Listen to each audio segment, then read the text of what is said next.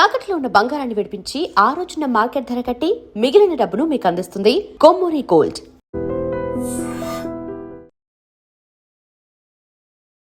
నమస్తే, welcome to I dream. నేను వలి. Cinema ఇండస్ట్రీలో ప్రస్తుతం ఎగ్జిబిటర్లకు అలాగే సినీ నిర్మాతలకు మధ్య వివాదం చిలికి గాలివాన్లా మారుతోంది. పోటాపోటీగా ప్రెస్ మీట్లు పెడతా ఉన్నారు. త్వరలో రిలీజ్ అవుతున్నటువంటి పెద్ద సినిమా కూడా ఆగిపోయే ఒక కుట్ర జరుగుతోందని చెప్పి కొంతమంది మాట్లాడుతున్నటువంటి పరిస్థితి ఉంది. సో ఎన్ని విషయాల గురించి మనం డిస్కస్ చేద్దాం ఈ వీడియోలో. ప్రస్తుతం నాతో పాటు ఎగ్జిబిటర్ కమ్ ప్రొడ్యూసర్ నట్టికుమార్ గారు ఉన్నారు. మాట్లాడదాం సార్తో. నమస్కారం అండి. నమస్తే. నట్టికుమార్ గారు, ఏంటి వివాదం సినిమా ఇండస్ట్రీలో? ఎప్పుడు ఏ పెద్ద సినిమా రిలీజ్ అవుతున్నా సరే ప్రెస్ మీట్లు పెట్టి మాకు న్యాయం చేయాలి అని చెప్పి అడుగుతూ ఉన్నారు. ఎందుకు ఎగ్జిబిటర్లకి అన్యాయం జరుగుతుంది? ఎగ్జిబిటర్ల సమస్యలు ఎందుకు పరిష్కారం కావట్లేదు? ఎందుకు వాళ్ళు మీడియా ముందుకు వస్తా ఉన్నారు? ఎగ్జిబిటర్కి ప్రొడ్యూసర్కి గొడవ లేదు ఇక్కడ. ఎగ్జిబిటరు ఎప్పుడు కూడా ప్రొడ్యూసర్ వైపే ఉంటాడు, ప్రొడ్యూసర్ ఎప్పుడు ఎగ్జిబిటర్ వైపే ఉంటాడు. రెండు గ్రూపులు గొడవ ఇది, రెండు ఆఫీసులు గొడవ ఇది, రెండు యూగోలు గొడవ ఇది. రెండు గ్రూపులుగా తయారయ్యారు. ఒకటి దిల్ రాజు గ్రూపు, ఒకటి మైత్రి గ్రూపు. అంటే అది తయారవటానికి కూడా దిల్ రాజు గారు, సునీల్ గారు వీళ్ళందరూ అక్కడ ఆఫీసులు, రెండు ఆఫీసులు ఉండేవి. 105 ఆఫీసులు 2 తీసుకొచ్చారు. వాళ్ళ ఆలోచన ఏంటంటే ఇంకా ఆఫీస్ ఉండకూడదు అనేది వాళ్ళ ఆలోచన. తప్పేం లేదు. వాళ్ళు ఏంటంటే మా సినిమాలన్నీ దిల్ రాజు గారికి ఉండేవి. ఓకే, ఎవరి ఇష్టం వాళ్ళది. మైత్రి వాళ్ళు వేరేగా ఆఫీస్ పెట్టుకున్నారు. మన సితార వంశీ గారు మేళ వేరే సినిమా అన్నపూర్ణ ఆఫీస్కి ఇచ్చుకుంటున్నారు. డిఫరెంట్ అంటే కంటెంట్ ఈజ్ ఓనర్, వాళ్ళ ఇష్టం అది. అలాగే అక్కడి నుంచి స్టార్ట్ అయింది. ఇక్కడ సినిమా మైత్రికి వచ్చేటప్పటికల్లా అంటే చాలా ఆఫీసులు వచ్చాయి, చాలా ఆఫీసులు తట్టుకోలేక వెళ్ళిపోయాయి, చాలా ఆఫీసులు లేపేశారు, ఇబ్బందులు పడ్డారు. కానీ మైత్రిని లేపడానికి వీళ్ళ వల్ల కాలే. ఉన్న ఫ్రాంక్ చెప్తాను, ఇది నిజం. ఎవరు అవునన్నా కాదన్నా. అయితే ఇక్కడ మైత్రి సినిమా చేసేటప్పుడే ఎగ్జిబిటర్లతో ఒక చిన్న, ఇక్కడ లోకల్ అంటే ఎగ్జిబిటర్లు అందరూ ఒకటే లీజు. సునీల్ గారు మెజార్టీ పీపుల్ దిల్ రాజు గారు ఆపేసే. వీరిద్దరు మెజార్టీ పీపుల్ ఎగ్జిబిటర్లు ఈ మాట కాదని వెళ్ళలేరు కాబట్టి దాని నుంచి ఇంకో మెజార్టీ చేస్తారు. ఆంధ్రప్రదేశ్కి ఎగ్జిబిటర్లు ఎప్పుడు కూడా పాపము ఏ రోజు కూడా ఎవరు అలాగా యాంటీ చేసి మేము సినిమా ఇవ్వని చెప్పిన వాళ్ళు ఉండరు. ఎందుకంటే ఇప్పుడు నేను చెప్తున్నాను కదా, నేను ఒక ఎగ్జిబిటర్ని, ఆ టైప్ ఆఫ్ ఉండదు. అయితే నేనేమంటున్నానంటే మీకు యూగో ఉంటే మాట్లాడుకోండి, తప్పలేదు. కానీ అంటే దిల్ రాజు మైత్రి మీద కక్ష కట్టారంటారా మీరు? ఆఫీస్ ఉండకూడదు అనేది ఆలోచన వాళ్ళకి. ఓకే, కక్ష కట్టారు అనేది అంటానికి ఏముండదు, కానీ ఆఫీస్ ఉండకూడదు అని. మళ్ళీ అందరూ ఫ్రెండ్సే. దిల్ రాజుకి మైత్రి రవి తమ్ముడే, నవీన్కి అన్నయ్య, అందరూ తమ్ముడులే, అందరూ అన్నదమ్ములే. మళ్ళీ అందరూ ఒకటే కాపీ షాపులు కూర్చుంటారు, అందరూ గిల్ట్లో, మళ్ళీ అందరూ ఒకటే మెయిన్ గిల్ట్. వాళ్ళందరూ మళ్ళీ గిల్టే. వాళ్ళకే గొడవలు యూగోలు. అయితే ఓకే, ఇవన్నీ పక్కన పెడితే నేనేమంటానంటే మీరు పర్సంటేజ్ సిస్టమ్ అడగడంలో ఎగ్జిబిటర్ తప్పలేదు. పర్సంటేజ్ సిస్టమ్ ఎగ్జిబిటర్ అడుగుతున్నాడు. అలాగే డిస్ట్రిబ్యూటరు ఎగ్జిబిటర్ కాపాడుకోవాల్సిన బాధ్యత ఉంది. ప్రొడ్యూసర్ కాపాడుకోవాలి, ప్రొడ్యూసర్ని కూడా మనం కాపాడుకోవాలి. ఇప్పుడు పెద్ది అనే సినిమా ముందు తీసుకొచ్చి, అధికారి వేరే వాళ్ళని ముందు సినిమా తీసుకొచ్చి, మీరు ఇలాగ తీసుకొచ్చిన సమయంలో తీసుకొచ్చి మేము సినిమా చెయ్యము అంటే ఇండైరెక్ట్గా వెయ్యము అని చెప్తున్నారు. మేము రేట్లు జీవో వచ్చినా పెంచము అంటే అర్థం ఏంటి? పెద్ద రేట్లు వచ్చినా మేము వెయ్యము, మేము పర్సంటేజ్ సిస్టమ్ లేకపోతే వెయ్యము అంటే ఇండైరెక్ట్గా పెద్దని ఆపుతాం.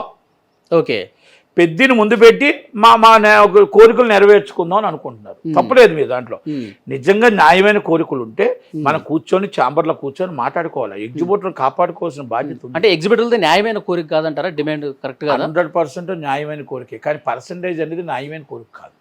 ఎందుకంటే multiplexes and versus same percentage అడుగుతున్నారు. మల్టీప్లెక్స్ అనేది మనకి ఎంత స్టాండర్డ్ ఉంది, ఎంత రెవెన్యూ ఉంది, మన రెవెన్యూ ఎంత ఉంది, మన 1400 సీట్ల కెపాసిటీలో మన రెవెన్యూ ఎంత ఉంది, వాళ్ళ రెవెన్యూ ఎంత ఉంది, మన టోటల్గా మన బాత్రూమ్స్ ఎలా ఉన్నాయి, వాళ్ళ బాత్రూమ్స్ ఎలా ఉన్నాయి. బుక్ మై షోలో డబ్బులు మీరు 6 రూపాయలు టికెట్ కట్ చేసుకుంటే మీకు వస్తుందా, ప్రొడ్యూసర్కి వస్తుందా? బుక్ మై షోలో 40 రూపాయలు 30 రూపాయలు కన్వీనియన్స్ ఫీజులు కట్ చేసుకుంటే మీకు వస్తుందా, ప్రొడ్యూసర్కి వస్తుందా? మీకు మెయింటెనెన్స్ 5 రూపాయలు మీకు వస్తుందా, ప్రొడ్యూసర్కి వస్తుందా? ఇవన్నీ జిఎస్టీ డబ్బులు, కానీ ఇవన్నీ కూడా సో మెనీ డౌట్స్ ఉన్నాయి. బి క్లాస్కి ఎంత పెంచాలి, ఏ క్లాస్కి ఎంత పెంచాలి, సి క్లాస్కి ఎలా వేయాలి, ఇవన్నీ మనం రాత్రి మైకుల దగ్గర మాట్లాడుకుంటే రావు. మన రాత్రి మీరు మైకెట్టి, వాళ్ళు మైకెట్టి, నేను మైకెడితే రావు. మనం ఎప్పుడు కూర్చొని మాట్లాడుకోవాలి? ఇది 8 సంవత్సరాల నుంచి మాట్లాడుతున్నారు. ఇది మాట్లాడుకొని ఒక కూర్చొని ప్రక్రియ, బాబు ఇదిగో ఈ పర్సంటేజ్ తీసుకోండి, ఏ క్లాస్, బి క్లాస్ ఇది తీసుకోండి, సి క్లాస్ ఇది తీసుకోండి, లేకపోతే ఇగో సి క్లాస్ హైలు తీసుకోండి, అదే మనం డిస్కస్ చేసుకొని మన ఛాంబర్ని కౌన్సిల్ని కూర్చొని మాట్లాడుకోవాలి. మీరు 5గురు కూర్చొని ఒక ఆఫీసులో కూర్చొని మాట్లాడితే కాదు ఇది. కనుక మీరు ఇప్పుడు పెద్ద సినిమాని మీరు టార్గెట్ చేస్తున్నారు. పెద్ద cinema use money already paid up the money use చేశాడు. ఆయన చేసేటప్పుడు ఆయన ఆలోచన ఏం చేశాడు, నాకు ఒక రేట్ వస్తుంది, నాకు ఒక రేట్ అమ్ముతాము, అభిమానులు ఈ సినిమా చూస్తారు, ఆ అభిమానులు 3 రోజుల్లో ఈ కలెక్షన్ వస్తుంది, అందుకే డిస్ట్రిబ్యూటర్కి ఈ రేటుకి అమ్ముతున్నాను, డిస్ట్రిబ్యూటర్ వచ్చి ఎగ్జిబ్యూటర్ నాకు ఎంత డబ్బు వస్తుందని మొత్తం అంతా అయిపోయింది. పంపకాలు అయిపోయాయి. ఇక్కడ పంపకాలు అయిపోయి డిస్ట్రిబ్యూషన్ అయిపోయి May 4 రిలీజ్ అవుతున్న సమయంలో మేము రేట్లు పెంచాం, ఒక ఎఫెక్ట్ కొట్టారు. మేము పర్సంటేజ్ సిస్టమ్ ఉంటేనే వేస్తాం అంటే 2 ఎఫెక్ట్ కొట్టారు. ఈ 2 ఎఫెక్ట్ ఎంత తగులుతుందో తెలుసా, దాదాపు 100 కోట్లు ఎబో నష్టం వస్తుంది. ఓకే, అప్పుడు పరిస్థితి ఏమొస్తుంది, సినిమా ఆగిపోయే పరిస్థితి వస్తుంది. ఒక నిర్మాత ఎక్కడి నుంచి కట్టగలుగుతాడు డబ్బు అది? ఇప్పుడు ప్రేక్షకుడు సినిమా బాగుంటే చూడటానికి రెడీగా ఉన్నాడు. ప్రేక్షకుడు రేటు పెరిగింది, రేటు బాగా పెంచారు లేకపోతే తగ్గారు అంటే బాగులేకపోతే చిన్నోడు ప్రేక్షకుడు చూడడం. ఓకే, అయితే సింగిల్ స్క్రీన్ థియేటర్ల సమస్యలు పరిష్కారం కావాలంటే ఆ ఒత్తిడి అనేది ఎక్కువ ఉన్నప్పుడే పరిష్కారం అవుతాయి కదా, ఆ ఆలోచనతో తప్పు తప్పు తప్పు తప్పు. మీరు ఎవరి మీద పెడతారు ఆ ఒత్తిడి? అంటే పెద్ద సినిమా మీద పెడతారా? రామచంద్ర గారు ఏమైనా బాకీయా, లేకపోతే మీకు చిరంజీవి గారు ఏమైనా బాకీ? మెగా ఫ్యామిలీ మీద మీ టార్గెట్ ఏంటి? హరిహర పవన్ కళ్యాణ్ గారి టార్గెట్ ఏంటి? మీకు ఇంకో సినిమా రాలేదా? ఏం వచ్చాయి కదా సినిమాలు, ఏం మరి అప్పుడు లేదు ఒత్తిడి లేదా మీకు? అఖండ సినిమా రిలీజ్ అయినప్పుడు ఒత్తిడి లేదా? వార్ 2 చేసేటప్పుడు ఒత్తిడి లేదా? రాజాసాబ్ చేసేటప్పుడు ఒత్తిడి లేదా? అంటే మీ డిస్ట్రిబ్యూషన్ కాబట్టా? మీ డిస్ట్రిబ్యూషన్ కాబట్టా? సంక్రాంతికి వస్తున్నప్పుడు ఒత్తిడి లేదా మీకు? మీ ఆఫీస్ నుంచి మొదలు పెట్టాలి. మీకు మన ఆఫీస్ నుంచే మొదలుపెట్టి నాదే మొదలు పెడుతున్నానని చెప్పాలి కదా. నేనేమంటున్నానంటే మీకు మెగా ఫ్యామిలీతో వ్యక్తిగతంగా ఏమైనా ఉందా? మెగా ఫ్యామిలీతో మీరు ఇప్పుడు మీకు ఏమైనా ఇబ్బంది కలిగిందా? మీరు ఇంతమందిని వెనకేసుకొచ్చారు. ఒక ఎగ్జిబ్యూటర్ పెద్ద సినిమా అయినని చెప్పమానండి. మీరు పర్సంటేజ్ సిస్టంలో నెయ్యవద్దు అంటున్నారు కదా. ఓకే, యాక్చువల్ నిన్న ఏషియన్ సునీల్ గారు కూడా లెక్కలు సహా చెప్తున్నాడు కదా, చిన్న థియేటర్లు సింగిల్ స్క్రీన్ ఉన్న థియేటర్లు ఎంత లాస్ అవుతున్నాయి అని చెప్పి ఆయన మాట్లాడుతూ ఉన్నారు కదా. ఏమండి, ఎంత లాస్ అవుతున్నాయి అని ఆయన చెప్తున్నాడు కదా. ఇప్పుడు ఒక సినిమాని మీరు పర్సంటేజ్ సిస్టమ్ వెయ్యాలి అంటే, మీకు సింగిల్ స్క్రీన్లో వెయ్యాలి అంటే మరి ఆయన ప్రొడ్యూసర్ కదా, ఆయన సినిమా అప్పుడు స్టార్ట్ చేయొచ్చు కదా. మొన్న డకాటీ చేశాడు కదా, మరి ఆయన సినిమాతో స్టార్ట్ చేసి ఉంటే బాగుంది కదా ఉదాహరణకి. లేకపోతే ఆయన డిస్ట్రిబ్యూటరే కదా, ఆయన ఎగ్జిబ్యూటరే కదా. అంటే నేనేమంటున్నానంటే తెలంగాణ ఛాంబర్ ప్రెసిడెంట్ కదా.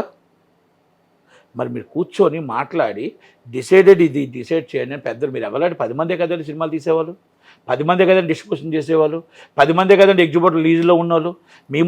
మీరే కొట్టుకొని ఇప్పుడు రోడ్డు మీదకి వచ్చి మా హీరో సినిమాని ఆపుతానంటే మాకు ఎలా ఉంటుంది? బాధ అనిపించదా? ఇప్పుడు మీరు అడుగుతుంది మా హీరో సినిమాని ఇబ్బంది పెడితే బాధ అనిపించదా అని అడుగుతున్నా. ఓకే, మీరు ఇంతకుముందు ఒక మాట అన్నారు 8 సంవత్సరాల నుంచి ఈ సమస్య ఉంది అని. మరి ఎందుకంటే సార్ ఇంతవరకు సినిమా పెద్దలు కూర్చొని అసలు భవిష్యత్తులో ఇలాంటి సమస్య రాకూడదని చెప్పి శాశ్వత పరిష్కారం దిశగా అలాగే లేదు.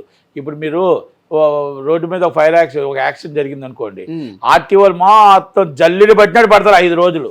6వ రోజు అస్సలు కనపడరు, మళ్ళా యాక్సిడెంట్ అప్పుడే కనపడతారు. అవునా? ఫైర్ సర్వీస్లో ఒక్క ఫైర్ జరిగింది అనుకోండి మొత్తం జల్లి పెడతారు, నీ కాగితాలు ఉన్నాయని. మా వాళ్ళు కూడా అదే పరిస్థితి. పెద్ద రిలీజ్ అయిపోయిందంటే మరుసటి రోజు పక్కన పెట్టేస్తారు.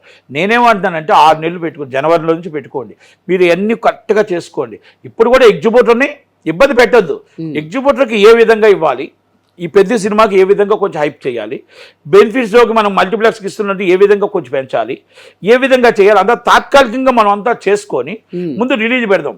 ప్రొడ్యూసర్ని ఆలోచిద్దాం, డిస్ట్రిబ్యూటర్ని ఆలోచిద్దాం, ఎగ్జిబ్యూటర్ని ఆలోచిద్దాం. మనం ఈ ప్రాబ్లం సాల్వ్ చేయడానికి కూర్చోవాలి. మైకుల మీద కూర్చుంటే అవ్వదు. ఇప్పుడు నేను మైక్ పెడతా లేకపోతే ఇంకోళ్ళు మైక్ పెడితే అవ్వదు. ఇదన్నీ ఆలోచించి సినిమా రిలీజ్కి ఇబ్బంది కలగనివ్వకుండా జనవరి 7 నుంచి మీరు ఏమనుకుంటున్నారో అది అమలు చేద్దాం. ఏ క్లాస్ ఎంత, బి క్లాస్ ఎంత, సి క్లాస్ ఎలా చేద్దాం, ఇవన్నీ మాట్లాడదాం. ఒక్కొక్క డిఫరెంట్. ఇప్పుడు సి క్లాస్లో మీరు మాట్లాడుతున్న మాటల ప్రకారం ఎలాగెళ్తుంది, ఒక థియేటర్కి నాకు తెలిసి మీ 1400 కెపాసిటీ ఉన్న థియేటర్ అనుకోండి, దేవిసేవ అంటే అమ్మమ్మ, వారానికి ఇప్పుడు ఇలాగ పర్సంటేజ్ చేసి 60 లక్షలు తేడా వస్తుంది. రేట్లు పెంచి అమ్మితే 60 తేడా వస్తుంది, 50 నుంచి 60 తేడా వస్తుంది. అలా మనం మొత్తం 408 థియేటర్లు ఉన్నాయి. అలాగే ఆంధ్రప్రదేశ్లో 1600 థియేటర్లు ఉన్నాయి. మరి ఎంత తేడా వస్తుంది? నిర్మాత ఎంత తేడా, డిస్ట్రిబ్యూటర్కి ఎంత తేడా వస్తుంది, ఏరియా నుంచి ఎంత తేడా వస్తుంది? మీరు చెప్పండి నాకు. ఓకే, ఇప్పుడు ఇవన్నీ నేను ఏమంటున్నా అంటే ఎగ్జిబిటర్ బాగుండాలి. మనం అంత అబ్నార్మల్ రెంట్ ఎంత అక్కడ దేవీస్ ఏమంటాం 7 లక్షలు అంటే 8 వేసుకుందాం పోనీ. 7-8 లక్షల్లో ఉన్న రెంట్కి 60 లక్షలు అంటే 52 లక్షలు తేడా వస్తుంది. మనం అలాంటప్పుడు మనం ఏదైనా ఇప్పుడు ఒక రాత్రి ఆ 8 వచ్చి 70 లక్షలు అవ్వదు కదా. 8 లక్షలది 10 లక్షలు అవుతుంది, 12 లక్షలు అవుతుంది, 13 లక్షలు అవుతుంది. కరెక్ట్. రాత్రి మీరు 8 లక్షలది 50 లక్షలు అవుతుందా? ఇది కరెక్టా? ఇది న్యాయమా? ఆ ప్రొడ్యూసర్ ఏమవ్వాలి, ఆ డిస్ట్రిబ్యూటర్ ఏమవ్వాలి? ఇప్పుడు అయిపోయింది అంత మొత్తం టోటల్గా పంపకాలు అయిపోయాయి. పంపకాలు అయినప్పుడు మాట్లాడటం కరెక్ట్ కాదు అంటాను నేను. మీరు ఇప్పుడు మాట్లాడుకొని మీకు ఏ పర్సంటేజ్ కావాలి, బి ఏం కాదు, ఎలా అన్ని మాట్లాడుకొని సెట్ చేసుకొని సంసిద్ధంగా ఉన్నారు వాళ్ళు. అందరూ ఉన్నారండి, ఏబీసీ అందరూ ఉన్నారండి. ఎవ్వరు ఇక్కడ ఇబ్బంది లేదండి. ఎగ్జిబిటర్ ప్రొడ్యూసర్ ఎప్పుడు కూడా ఎగ్జిబిటర్ కాదండి. సింగిల్ స్క్రీనర్ ఉంటేనే అందరూ బాగుండాలని కోరుకుంటాం. నేను కూడా ఎగ్జిబిటర్నేనండి.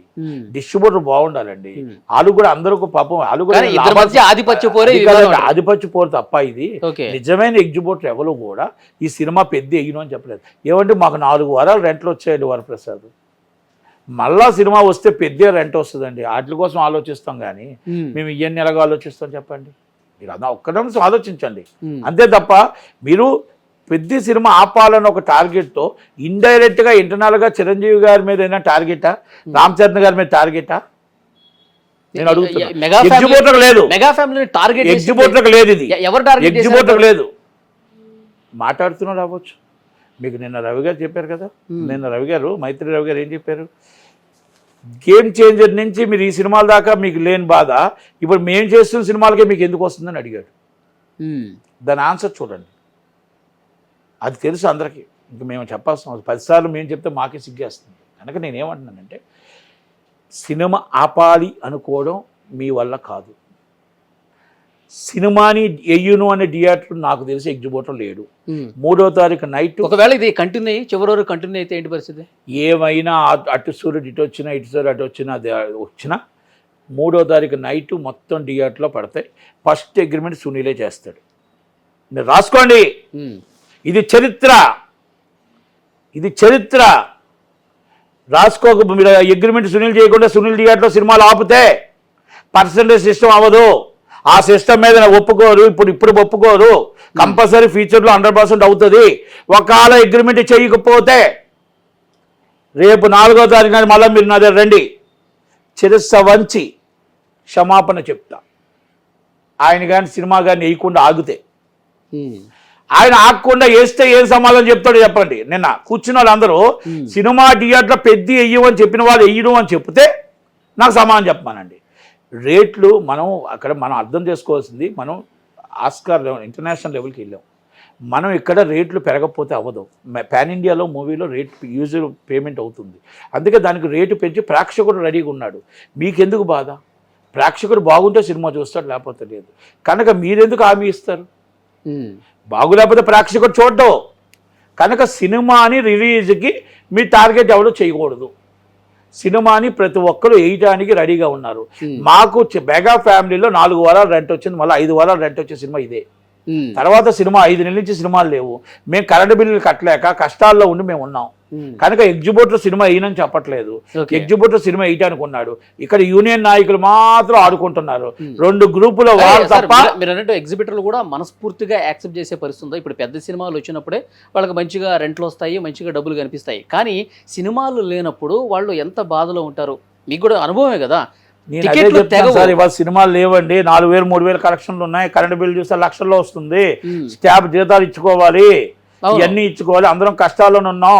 మాకు పెద్ద ఎప్పుడు వస్తుందా, మాకు పండగ వాతావరణం ఎప్పుడు వస్తుందా, 5 వారాలు ఎప్పుడు ఆడుతుందా, కలకల్లాడుతూ మా థియేటర్ ఎప్పుడు సరదాగా సందడిగా ఉంటుందా అని బాధపడుతున్నాం. అలాంటిదప్పుడు మేము ఒక వరాన్ని తీసుకొచ్చి అది మాకు వద్దు అని చెప్పేసి మేము దూరం చేసుకోగలమా? వద్దు అంట్లా. ఈ సినిమా పడాలి, ప్లస్ మాకు కూడా న్యాయం జరగాలి. 100% న్యాయం జరగాలనే చెప్తున్నాను. న్యాయం జరగాలి. అది ఎలా జరగాలి న్యాయం అంటే, మనం అందరం కూర్చొని మనం ఇప్పుడున్న తాత్కాలికంగా ఎగ్జిబిటర్కి న్యాయం చేసి శాశ్వతంగా జనవరి నుంచి మనం ఏదైతే అనుకుంటున్నాం పర్సంటేజ్లు ఆ సిస్టమ్ జనవరి 2027 నుంచి వచ్చే విధంగా ఇప్పుడు ప్రొడ్యూసర్ కూడా ప్రిపేర్ అయ్యే విధంగా మనం అన్ని కూడా మాట్లాడుకొని ఛాంబర్ కౌన్సిల్లో మాట్లాడుకుంటూ అవుతుంది తప్ప మీరు మైక్ పెట్టి తిట్టుకోవడం వల్ల ఈ సినిమా అభిమానులకు కోపతాపాలు తెప్పించడం తప్ప ఈ సినిమా ఆగిపోద్దేమో అని ఒక భయభ్రాంతులు తప్ప సోషల్ మీడియాలో ఇబ్బంది తప్ప పెద్ద రామ్ చరణ్ అభిమానులను ఇబ్బంది పెట్టడం తప్ప మీకు మెగా అభిమానులను ఇబ్బంది పెట్టడం తప్ప మీకు ఏమైనా న్యాయం జరుగుతుందా?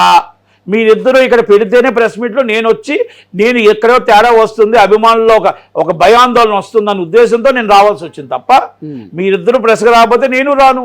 మీరు ఛాంబర్లో కూర్చుంటున్నారు, రోజుకి మాట్లాడుకుంటున్నారు, రోజుకి వెళ్తున్నారు, రోజుకి టీ తాగుతున్నారు, కాఫీ తాగుతున్నారు, డిస్కషన్ చేసుకుంటున్నారు, ఇవాళ ఫైనల్ అంటున్నారు, రేపు మార్నింగ్ వచ్చి నో అంటున్నారు. అది మీ తప్పు. కనుక అందుకే చెప్తున్నా అభిమానులందరికీ మీకు సినిమా 3వ తారీఖు సినిమా పడుతుంది, 4వ తారీఖు బ్రహ్మాండమైన రిలీజ్ ఉంటుంది. ఏ థియేటర్ వాళ్ళు కూడా ఎవ్వరు సినిమా ఆపరు, సినిమా రిలీజ్ అవుతుంది.